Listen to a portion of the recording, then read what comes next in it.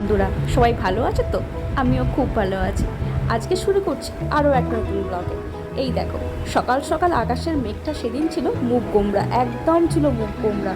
লাগছে না কি অদ্ভুত প্রকৃতির দৃশ্য, কি সুন্দর লাগছে না ছাদ থেকে? আমার তো এই মনোরম দৃশ্যগুলো দেখতে না খুব ভালো লাগে।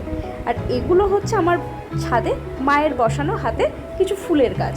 এটা হচ্ছে নয়নতারা ফুল, দেখো কি সুন্দর ফুটেছে। আর এটা হচ্ছে আমার মায়ের তুলসী গাছ, আর ছিল আকন্দ গাছ, আর আরও কিছু পুঁই শাক, তারপর অ্যালোভেরা গাছ। এগুলো হচ্ছে আমার মায়ের কালেকশন, এগুলো আমার মা বসিয়েছে এবং এই ফুলগুলো দিয়ে মা কিন্তু পুজো করে রোজে।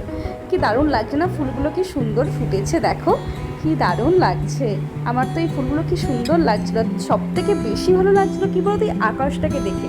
কারণ এই যে গরমের আমরা এতটা বেশি তাপপ্রবাহের মধ্যে যাচ্ছি না, আর এই গরমে একটু বৃষ্টির কিন্তু ভীষণই দরকার। তার জন্য